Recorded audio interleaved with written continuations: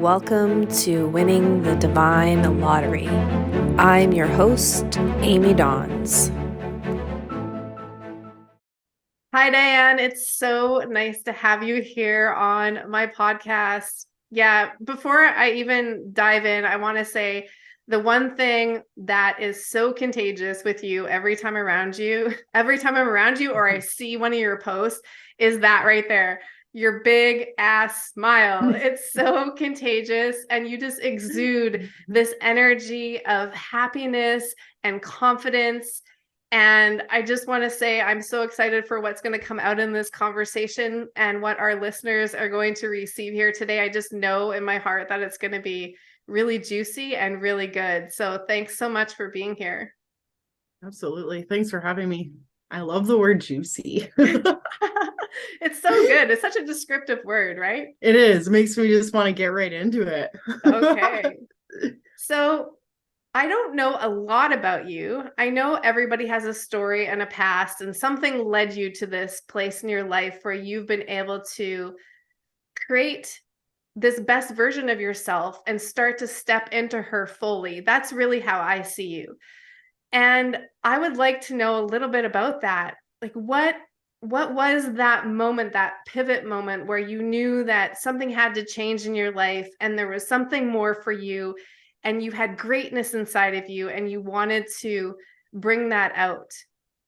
Oof. There's a few.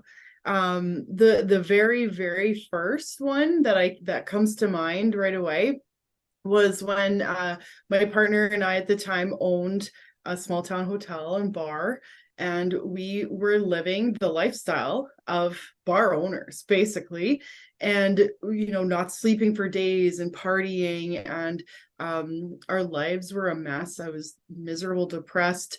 I wasn't living congruent to my values, so I was really not okay. And then one day we had a really big fight, and he got mad and he left. But on his way out, he took pictures of our living suite where we were living. And then he sent them to me and he said, "Look what you have us living in." And I couldn't maybe see it on the inside, but when I seen these pictures, we were living in a wreck. Like something you would see in a disastrous movie of somebody's life who had fallen apart. And I seeing it from the outside, I was horrified. I was like, this isn't me. This isn't what I want in life. And so that one was a huge pivotal moment. But then I came to the point where I was like, well, now, but I'm in this rut. How do I get out? And I remember just sitting on the couch, just like, I'm not really religious, but, putting it out there and like, how do I get out of this? And I was led to Tony Robbins. And so then in 2019, went to a UPW with Tony Robbins. And then that was the moment where I was like, I'm worthy of a great life. Like, whoa, this low self-worth and low self-confidence and all of that it's not for me. It was instilled in me through, life experiences, but I actually deserve a better life. I'm worthy of it and I'm capable of more. So that was a huge one. But I just got that, like, okay, you're worthy. Now what? Like, how do you just go change your whole life when you just like, you just for the first time in your whole life realized you deserve a better life?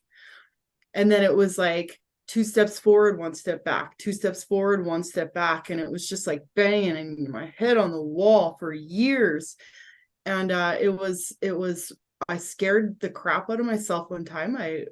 Quite honestly, I got super drunk by myself. I was blacked out. And I woke up with a person in my home that I didn't know and where I didn't know where he came from. Wow. And it terrified me. And then from there, I quit drinking and I started reading. And then I learned, learning is what brings you to life, right? So then I just got so thirsty for knowledge, and I was like, what are all the things that I thought I couldn't do? And I always thought it'd be neat to be a personal trainer, but didn't think I was worthy or smart enough to take the course. Like, it seems so crazy now, but I literally didn't think. And so then I took the personal training course, and then I was just like, no, what's next? So we did nutrition, and then I started to realize there's so much more inside our brains. What's next? What's next? What's next? And I had this like mental breakdown. This one day I was running a 10 kilometer and I hit 8K, and I just completely came apart. I was like, I don't know what I need. I need something more. I need to grow. I have these blocks I need to deal with. I need blah, blah, blah. And of course the universe led me then to my coach, Joel Alvarez. And then that's when I got certified and just did my training for NLP and timeline therapy. And that was, boom, the game changer right there. That changed my life. Wow. So the long-winded answer. No, there's so much in that answer.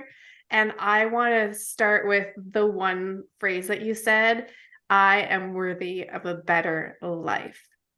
Like just the recognition of that moment, even though you didn't know, like, well, what's next?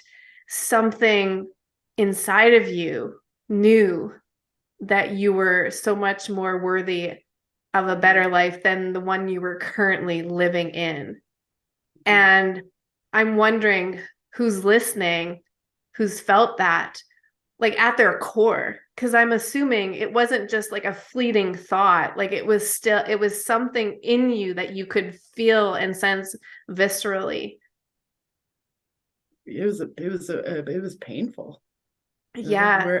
Where did that come from? Why did I live my whole life thinking that I didn't, deserve to have a nice life, to educate myself how I wanted to. I went to cooking school because I literally thought I wasn't smart enough or good enough to follow the dreams. I wanted to go to kinesiology.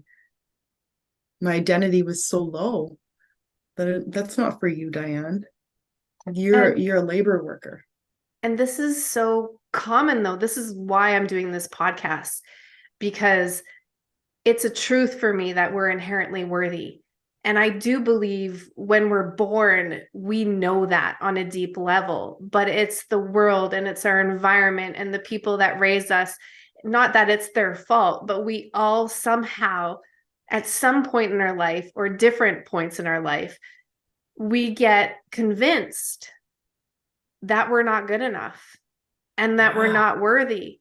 And the older we get, it almost seems like the more challenging it becomes then if we haven't gotten to that place where you had that eye-opening moment where you saw, those images right in front of you. It's almost like you were inside the bottle and you couldn't see the label, but then all of a sudden you were shown this label of your life.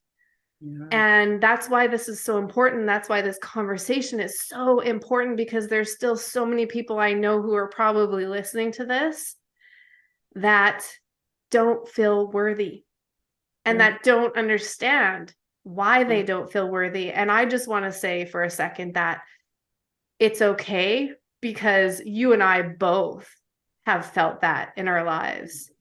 Yeah. Do you think that as you move from like more expansion from next level to next level, to me, we're just always expanding, right? So you went from that moment to Tony Robbins to NLP, and it's just the next level of expansion. Do you think even in those next levels of expansions that you come up against that unworthiness bit, is that still inside of you? Yeah. I just had a talk with myself this morning while I was on my walk, and I was kind of laughing about it because, I help people and I always want to add value to the world. But then that little voice sometimes in your head is like, who are you? Like, what gives you the, expertise or rights to go educate people? And then I'm like, beat it. My life experiences, and I am very knowledgeable and I can help people. And I realize that you can help people while you're still growing as well. I had a conversation with somebody recently. I was upset about a situation, and he said to me, like, I'm really surprised that you're so upset because I thought you were so strong. Ooh. Right. I've been sitting with this one a lot lately because in that moment, I was super offended, and it was almost like I got to put that guard up and be that person and that presence people think that I am. And then I'm like, no, wait a minute. I'm strong because I've had to be. And in this situation, I don't feel like, I should be in a safe place where I don't have to be strong. I can be myself and have a conversation. Yeah. And then I was like, okay, well, we gotta work on this. I'm triggered. Let's dig in and see what we're gonna take from this and learn from here, right? That resonates with me so much because it doesn't, for me anyways, it doesn't matter the work that we're doing in our lives, we are still human. We're still having that human experience. And with the human experience, there's still insecurities, there's still doubt, there's still the voices in our head that try to tell us we're an imposter. And I had somebody similar say to me too, but Amy, you come across so confident. And I'm like, yeah. And I also have this little girl inside of me that is still scared and insecure and feels worthless some days. And if I can't allow her to be seen and to be present and to be loved, then how is that really true confidence? Do you know what I mean? To me, it's about accepting the whole of us, like all parts. Like there's no bad parts. Yeah, absolutely. Absolutely. That's exactly right. And then you give people the courage to be themselves too, like it's okay. You can still do great things in life and be a light and help others and give and do all of those things while you're healing. Yeah. It's in our Mhm. healing that we become beacons of light for other people. And if we're not growing, well, then we're not living, like our life is over. So for Yeah. anybody to expect us to be one way 100% of the time, Hmm. it's in our imperfections that make us so incredibly valuable and unique and authentic and have stories to share, right? I do believe Yeah. that we go through things that stretch us and make us uncomfortable and expand us so that we can then have not only compassion for somebody else who might be experiencing something similar later on down the line, but to Yeah. also be able to help them. Like, here's what I Yeah. learned from my situation. Take it or leave it if it resonates with you. Absolutely. We're the most qualified to help the person we used to be. And I didn't understand the hard things that I was going through for a long time. I remember sitting inside my car crying like every day in front of the gym, crying, crying, crying. When will this, I'm tired of the hard. Like, give me a Mm. break, please. God, help me, right? And I would call my aunt and she would listen to me cry every day. When is this heart going to stop? And then now I look back and I see the people who are coming to my life that need me going through those same situations. And thank goodness I did, or I wouldn't be able to be there to help them. Yeah. I get to There's, be the person I needed. And yeah, it's amazing. that's, that to me is like the most rich, rewarding, fulfilling life. When I think about winning the divine lottery, that's what I think of. And can we talk about hard for a second? Because I think this is something a lot of people struggle with, that it doesn't matter what stage, age you are in this game of life, that we can all go through these moments where it feels really hard and it doesn't make any sense. And we don't know like when it's going to end. And it's so hard to stay in that vibration of abundance, and this too shall pass, when we've been in this season of hard. And you know, Dianne, that I've been in a season of hard in my life. And so hearing you say that, to know that you could have your aunt, on the end of the phone, what would you say to somebody? Because I'm a person, I don't have really a lot of that in my life. Mhm. So what would you say to somebody who is going through a hard season like this, and you've been through a hard season? What would you say to somebody right now would be the best thing that they could do for themselves, give to themselves, care for themselves, if they didn't have an aunt to call on the other end of the phone. Well, I mean, there's got to be somebody you could reach out to.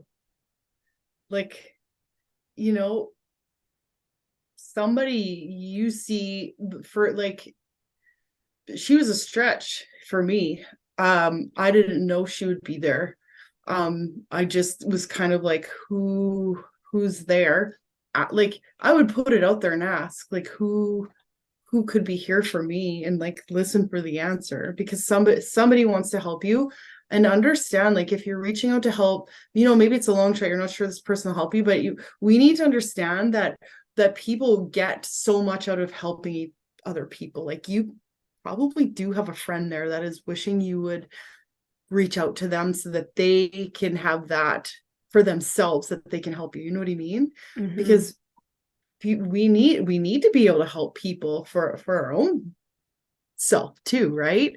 So I would hate, I don't know, I'm sure people feel very alone. I have before, but I do feel like there's always somebody you could reach out to.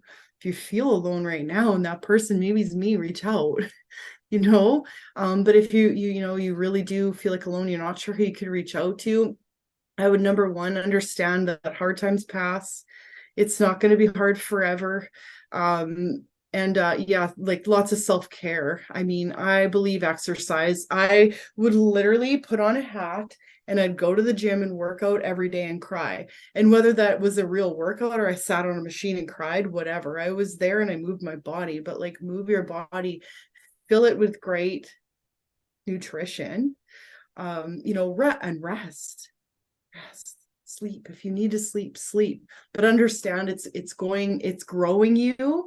And like, I said this to somebody recently, and it took me a long time to get to this point, so I'm not just gonna like say this lightly to anybody who's listening right now, but when it's really hard, I get really excited. I'm like, this is awesome, because you know what, I'm leveling up.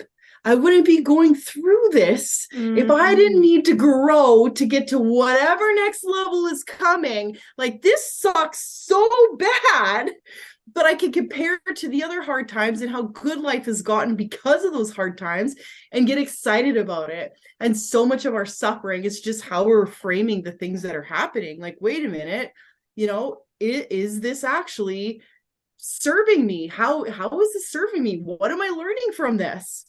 Or is it really, really, like, it's your choice whether you're going to let it take you down. You can reframe it. And so often our suffering is caused by the attachment we have to, the expectation of how something should go. Yes. And then when it doesn't go that way, we're devastated. Yes. Well, guess what? It didn't go that way because it's serving you for some reason. Let go of the expectation. And I don't say this lightly, because Amy, I've got a lot of things that are very, very hurtful and sore, and you'd never wish upon anybody. But you can fight it or you can accept it. Yeah, that piece of acceptance is so, so important. That reminds me of when we hold on to something from our past and we think it shouldn't have happened. Well, it did happen, which means that actually it was supposed to happen, whether it was terrible, good, bad, ugly, indifferent. And I know that's sometimes a really tough one for people to swallow. But I truly believe that, like, we can't go back. So if it happened for a reason. And I love the way that you talk about reframing and getting excited in the mess of things. I remember I was going through some things with my body once, and I was feeling very, well, disgusting and ugly in my body, like from the inside out. And I used to cry almost every day about this. And I remember walking out of the shower one day and into my bedroom, and I had this big full-length mirror. And in my head, I wanted to scream in the mirror, Amy, you're so damn ugly. But what came out of my mouth was, you're so damn beautiful. Same level of intensity. And I actually shocked myself because I feel like something else took over. Like there was some, whatever you want to call it, divine intervention, God power, my highest self, something in me took over and was not going to allow me to say that to myself. And I love this idea. And it's not always the first step. It's not for people who are really going through hard things. It's not always the first step. But when you can still say what you said, this sucks, but it must be serving an awesome purpose. And maybe I don't know what it is right now, but I know sometime at some way I'm going to be able to find that out. Do you know what I mean? That opens up possibility. And so I really, really love that. I really love that. And I also loved how you phrased there must be somebody that you can reach out to, and to actually just simply sit quietly and ask the universe, like, who can I reach out to right now? And listen for that quiet response. Or maybe, later in the day, somebody all of a sudden texts you, or you see somebody on Facebook and you're like, yeah, that's the person. I'm just going to be vulnerable and put myself out there. I really, truly love that, because I feel like with the rise of mental health issues, there are a lot of people who feel truly, truly alone. And in their aloneness, they don't feel that sense of worthiness to even reach out to somebody. So to simply ask yourself that question could be so powerful. Yeah. Yeah. Yeah. Maybe that specific person can't help you, but they could lead you to someone who does. And like you said, when you sit with it, yeah, and somebody just shows up or texts, like the universe has your back. It's going to show you somebody that's going to help you, whether it's, direct or indirectly. Mm-hmm. There's support out there. And self-care, any kind of movement, doing one small change in your lifestyle and your health, drinking more water, getting more nutrition, all of those things with consistency build up. Yeah. And I love that you talked about crying at the gym. I have a question about the gym. Mm-hmm. Yeah. I see your beautiful posts all the time on Instagram. You're always smiling, showing off your guns. Yeah. I love that. But you're always alone. What gym do you go to? Oh, you don't have to answer that. But are there other people in the gym with you, or are you just there at a time when there's nobody else working out? That's funny. There's not a whole lot of people there at the time that I go, but there's like the crew that's there. I do my good mornings and say hello to everybody, and they all see me taking my pictures, I'm sure. But, I remember a day really clearly when I was at Planet Fitness, and like had a lot to go. I was 260 pounds or something like that. And I was just like looking in the mirror, and I felt hopeless, and I was sad and depressed. And when you were talking about self-care, in my mind came the self-talk, because I was going there punishing myself for the weight that I gained every day, and I was miserable and I wasn't enjoying the gym. And then one day I looked in there, and I just gave myself some love. And people who love me call me Di. So I was like, well, if they call me Di, I'm gonna love me. I'm gonna call me Di. So I started calling myself Di. I'm Di. You got this. They give you a hug, and you don't have to do this, but you deserve it.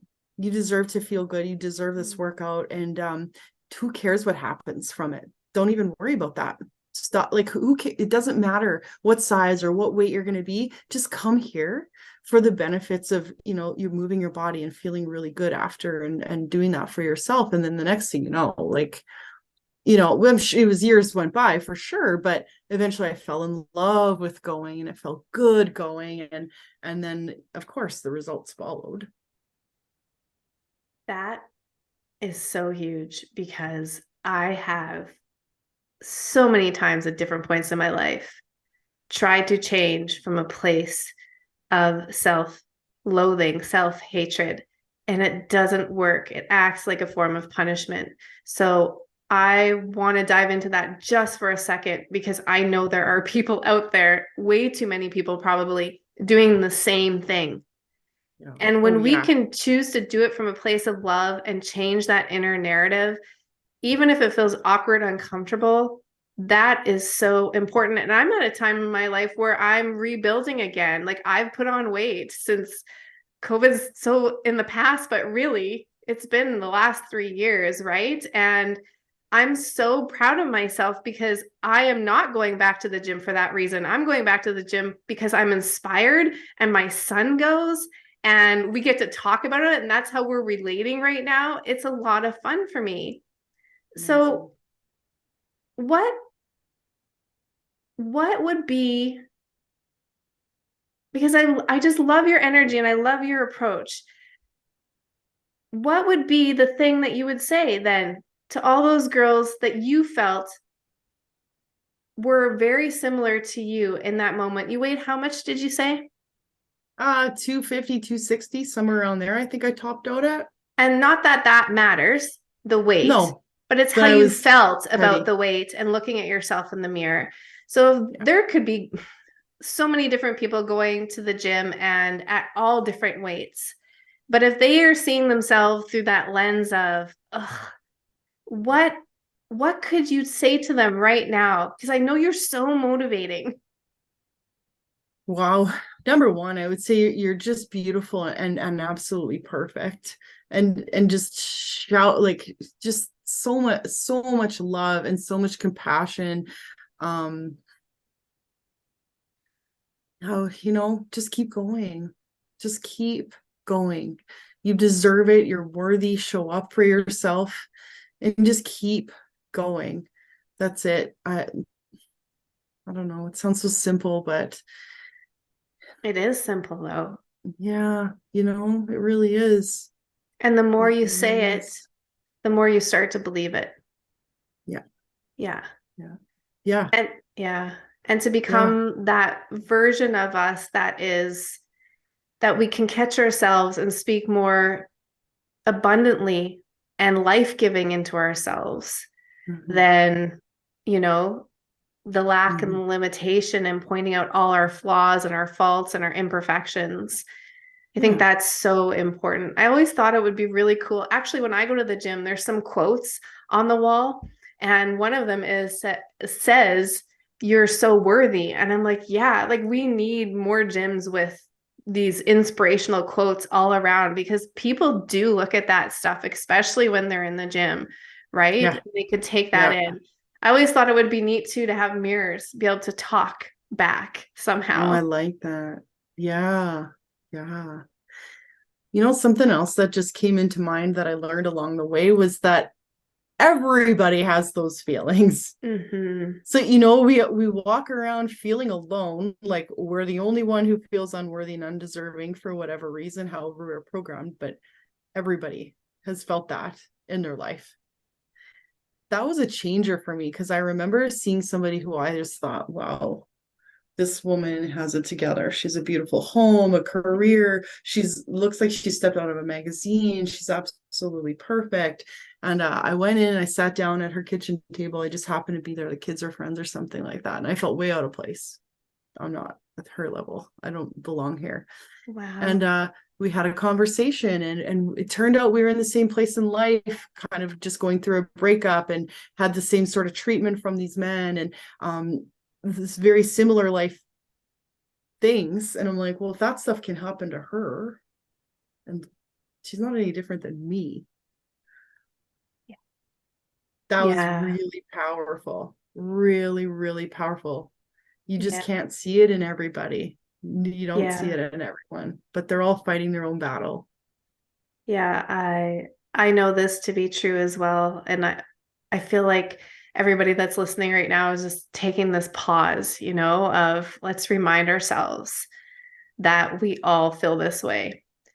One of the things I've said so often is put 20 people in a room from all walks of life, all different careers, and have them go through this personal development transformational exercise where they have to take like everything off, all the masks, and just be super vulnerable. You will find very quickly, like within 5 minutes, that every single person has something within them that they don't want to show to the world, that they want to hide, that they feel ashamed about or guilty about it. Everybody has at least one thing, if not. And that's taught me so much compassion, so much Yes. compassion. Yeah. Yeah. Yeah. I had to learn compassion the hard way. I had a huge chip on my shoulder, a big ego. I thought I couldn't fail. And I did, I judged people, and then I got handed all of the hard lessons and pain, and then all of a sudden it was like, oh, okay. Yeah. Yeah. I had to be humbled before I could learn that we're all one, right? Like we're all one. We're just Yeah. on our journey figuring this out. Yeah. We really are all walking each other home, and we're figuring it out Mm, as we go, and not one person is better than the other person. We've just all had different life experiences. exactly. Yeah. I'm just like I'm visualizing this room of the 20 people, and Mm. like huge, I mean, wow moment for so many people, just understanding, everybody's got something.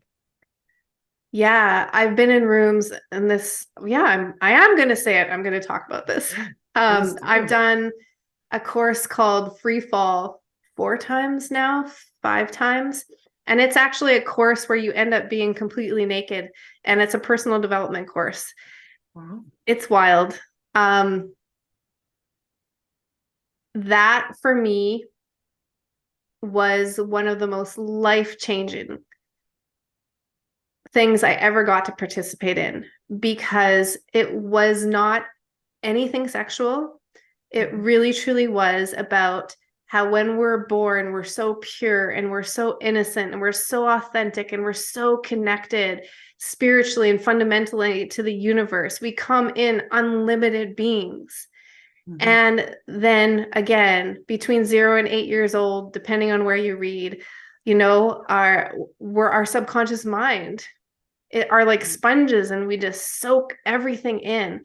And at one point in our life, we're told to put clothes on. And then another point in life, we're told, oh, you can't wear that because your belly's too chubby or your legs are too fat, this and that. Like everybody goes through something like that.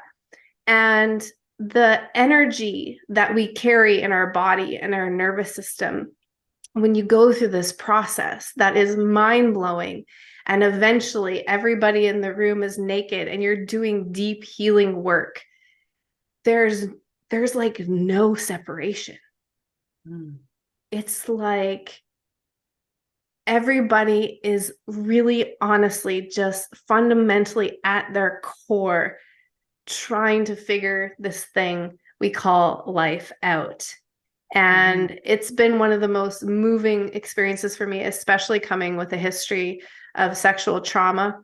It was the one of the most liberating experiences, and even what led me into doing True Colors, which is my healing process with body painting, energy medicine, and photography. And if you would have told me, when I was 18 or 19, let's go after a little bit later, that I would be doing the work that I do in my life around that Mhm. after having sexual trauma, that I would actually be like having people literally naked, not just physically, but their soul exposed. Like there's nowhere to run or hide anymore. Wow. Like here I am. Here I am. This is all of me, right? And to be able to be a witness for that, it's just such an incredible, profound of love that has been shown to me in so many unique ways that I never thought possible. Wow, I have goosebumps. That's incredible. I think you're gonna need to share that with me. Need to explore that some more. Yeah, it's a profound process. It's not for everybody, but Mhm. again, we're all on these unique paths and journeys Yeah. to really the road home to understanding our inherent worthiness. Do you truly, on a scale of, I know I'm doing scales, I can't believe I'm doing scales, but on a scale of 1 to 100, like if you Okay. sit here in this moment with your hand on your heart, Yeah. out of 100, Yeah. like answer so honestly right Yeah. now, how worthy do you feel? 76%. It came Awesome. as soon as you started, the number came. So I'm giving you the one exact one that came. I love that so 76%. much. Yeah. Yeah. Yeah. So, do you know what I love about that is probably, And it's not something we're supposed to achieve. I don't believe that. I don't think worthiness is something we're supposed to achieve. It's something that's inherent in us. It's because we exist and we're here. Like, we're a miracle in and Yeah. of itself. But to know that we never truly are 100% feeling that all the time, Yeah. that takes a lot of pressure off. Absolutely. Absolutely. I listen to Ed Milet a lot, and he talks a lot about like imposter syndrome and Mm-hmm. how lots of times he still feels like the most messed up guy in the place. Yeah. And he's out there trying to change the world and interviewing the top leaders of the world. And he feels like one of the most disastrous humans. That gave me a lot of, I don't know what you would call it, but that helped Hope. me a lot. Yeah. Hope and like I can't think of the word, like power and drive, I guess, to keep pushing forward and Mm, know that, even if I don't feel 100% worthy every single day, I can still go inspire someone else to understand yeah. that they're worthy.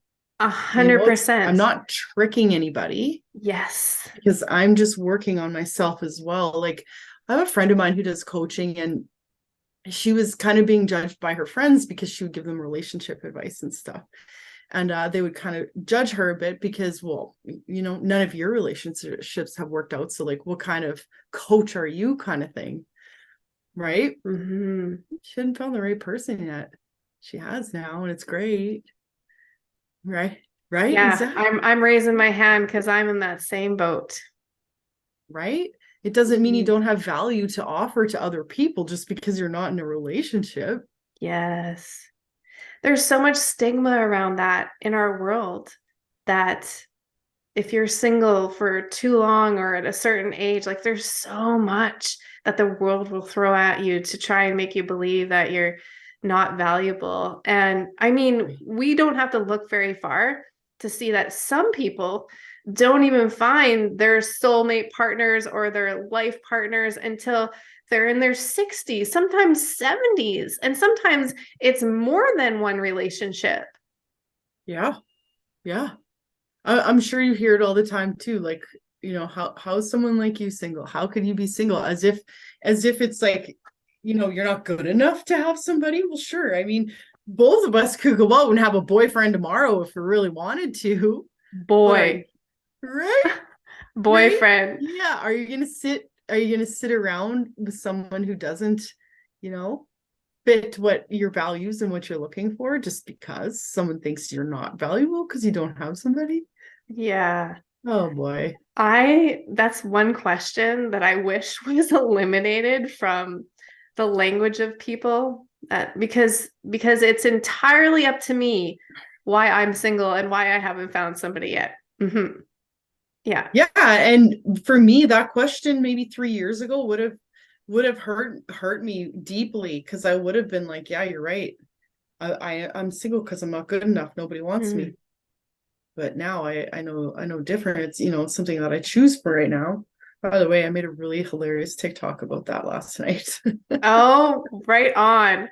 Well, Yeah. while you're talking about TikTok, why don't you share how people can find you, follow you? Because if you get a dose of Dianne every day, you'll be set for life. Oh, thank you. Well, my Facebook is Dianne Anita, and my Instagram is SuperDie82, and my TikTok also SuperDie82. Okay, let's wrap this up with that, because you were going to tell me one day how you got the nickname Super Die, and I never did learn Oh, that from you. So could you share that? oh, oh, I didn't know. I didn't tell you that. Well, it goes back to Tony Robbins. So, there's a technique with NLP called anchoring. So, you want to anchor in some great emotions in a certain way. You can do that to bring it back. You know what I mean? Like, so if you want to feel happy, we anchor in that emotion of happiness so that when you do that one, maybe it's a gesture or hear that song or whatever, then you instantly feel happy. Right. Mhm. So, like, kind of like think about, you've heard a song before and you had a really great day the last time you heard that, and it takes you back to those feelings, right? That's Yes. an anchor. Okay, so we can work that for ourselves. And so giving myself that name kind of anchored it to power. So part of the Tony Robbins process was, choose a name that makes you feel powerful. And then you do an exercise where you like step into it, like I'm super die, I'm super Nice. die, right? And you just lock that in. And so like for me, it just makes me feel super powerful. And as I've been building my career, as my career kind of progresses into other things, I work in the financial industry, and I've looked at my handles and I'm like, do I need a more professional handle? And I'm like, no, this is power. And I want to share that with other people. So that's where Super Die came from. It's just back to the self-talk. When I want to feel great, let's go Super Die. Got this. Okay, I'm gonna change my handle to Amazing Amy. My clients used to tell me that, but I thought it would be too egotistical to like take that on and wear it myself. But it always made me feel so good when my clients would call me that. Yes, I love it. I love it. As soon as you said that, I'm like, ah. And like, so when you say you're worried about it being egotistical, like whose Yeah, that's problem yeah, is that? That's not yours, parents. I get this. right? Yeah, Right. I can hear That the doesn't voices matter. of, yeah, I get it. Yeah, Yeah. that's totally the imposter thing, right? Yeah. Yeah. Hey, mom, or whoever it Yeah, is, what's your power name actually? yeah, exactly. You And can have one too. when I first heard Tony Robbins and I heard about his incantation, Mm. I wrote one, and it's actually still up on YouTube to music. And I wrote it after I came out of the Wonder Woman movie, not the last one, but the one before it. I'm terrible with actresses' names. And that's all I could see was Wonder Woman. And when I think of Wonder Woman and I see her twirling her light rope around or whatever it is, I immediately like feel that energy. And that's the place I wrote it from. And so when I hear that, it's so powerful. And I got to the point where every time I went for a walk, I would play it back for me so that I memorized it. And I'll tell you, Dianne, it changed my life. And then I stopped listening to it and it changed my life. So the power Mm. of repetition and consistency is so huge and so important. And I love that you brought up anchors at the very end because that's something tangible that everybody can do. Yeah, absolutely. Yeah. And so do you do coaching then too? I do. Yeah. Yeah. Yeah. Yeah. I can see a lot of people just wanting to be around you and have you be in their corner. Yeah. Oh man, I love it. I love seeing people grow and transform. It is so rewarding. Mhm. I do currently have a wait list right now, but yeah. Okay, can we just celebrate that for a moment? Yeah, it's pretty For cool. for It's pretty cool. a beautiful, deserving, worthy woman like you to say, I currently have a wait list.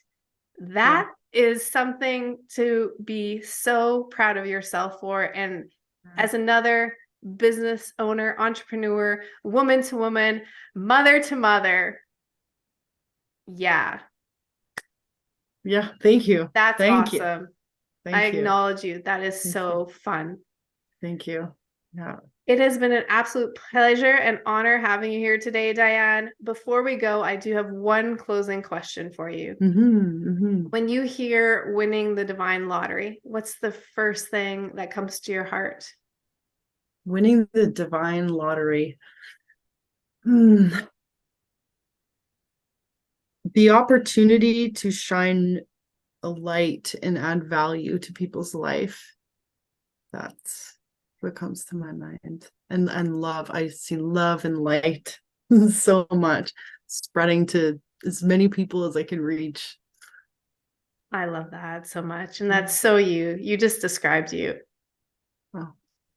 A little more clear than I thought. Thank you. This has been great. I've learned a lot today. This has been fabulous. I appreciate you. Again, thank you so much for being here. Yeah, thank you for having me. It's great. Yeah.